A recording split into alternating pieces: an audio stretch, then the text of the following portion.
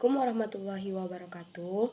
Pertama-tama marilah kita panjatkan puja dan puji syukur kita kepada kehadirat Allah Subhanahu wa taala yang telah melimpahkan rahmat dan karunia-Nya kepada kita semua sehingga saya bisa menjelaskan mengenai mata kuliah yaitu sistem basis data. Salawat beriringan salam tak lupa pula kita hadiahkan kepada junjungan alam yakni Nabi besar kita Muhammad Sallallahu Alaihi Wasallam dengan mengucapkan Allahumma sholli ala Sayyidina Muhammad wa ala ali Sayyidina Muhammad. Baik, di sini saya tidak akan memperpanjang kata-kata pembukaan, langsung saja saya memperkenalkan diri. Perkenalkan, nama saya Rahmadani dengan NIM 2522140 dari kelas PTIK 2D.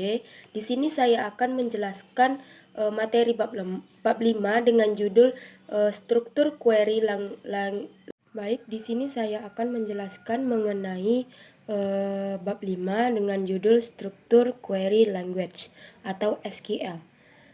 Sebuah bahasa yang dipergunakan untuk mengakses data dalam basis data relasional. Sejarah SQL dimulai dari artikel seorang peneliti dari IBM yang bernama E.F. Good yang membahas tentang ide pembuatan basis data relasional pada bulan Juni 1970. Setelah terbitnya artikel tersebut, IBM mengadakan proyek pembuatan basis data relasional berbasis bahasa SQL. Implementasi basis data relasional dikenal dengan sistem atau R. Di akhir tahun 1970-an, muncul perusahaan bernama Orade yang membuat server basis data populer yang bernama sama dengan nama perusahaannya. Standarisasi SQL dimulai pada tahun 1986, ditandai dengan dikeluarkannya standar SQL dan ANSI. Standar ini sering disebut dengan SQL 86. Pemakaian dasar SQL adalah bahasa query yang standar yang digunakan sebagai suatu bahasa sederhana dan dasar yang memungkinkan kita untuk berkomunikasi dengan database, membaca, menulis dan memperoleh informasi yang berguna dari database. Yang kedua, SQL selection statement. Yang pertama, melihat seluruh isi tabel. Yang kedua, melihat sebagian dari isi tabel. Yang ketiga, menggunakan operator aritmatik. Yang keempat, menggunakan kolom alias. Yang kelima, duplikasi baris. Yang keenam, menghindari duplikasi baris. Yang ketujuh, menampilkan struktur dari tabel. Yang kedelapan, menggunakan rangkaian operator. Yang kesembilan, menggunakan karakter string. Yang ketiga, ada multiple tabel. Salah satu fitur SQL yang paling berguna adalah kemampuan untuk menggabungkan tabel on the fly dengan query-query yang mendapatkan kembali data.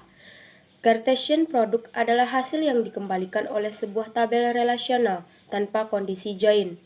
Jumlah baris yang didapatkan kembali akan menjadi jumlah baris yang dalam tabel pertama dikalikan dengan jumlah baris pada tabel kedua.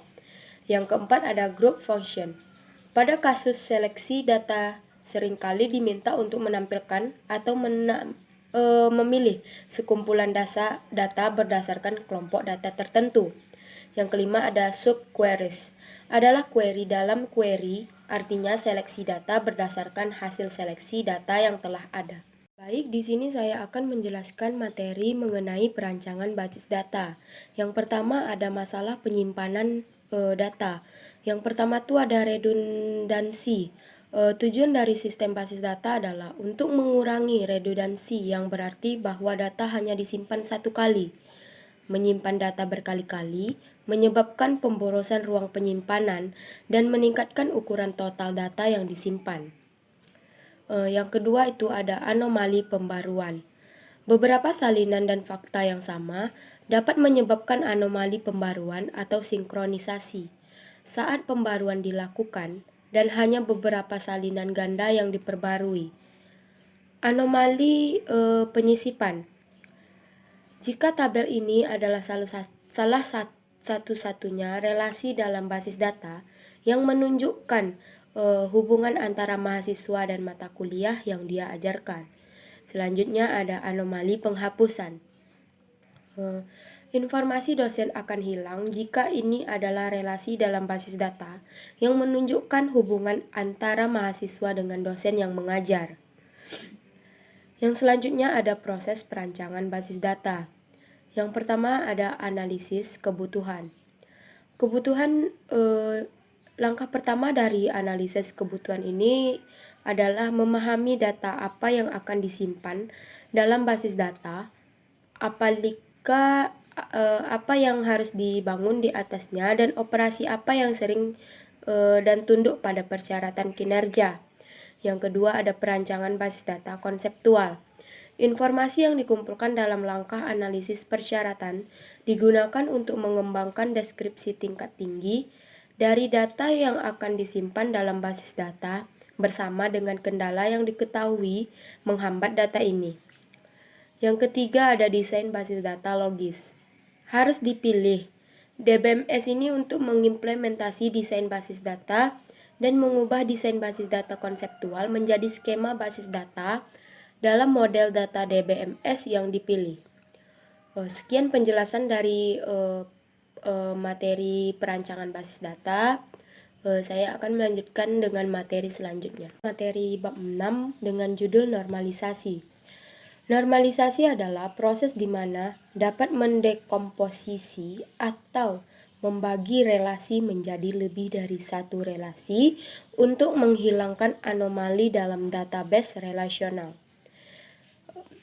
Istilah penting dalam teknik normalisasi ini ada yang pertama ada candidate key, composite key, primary key, alternative key, dan foreign key.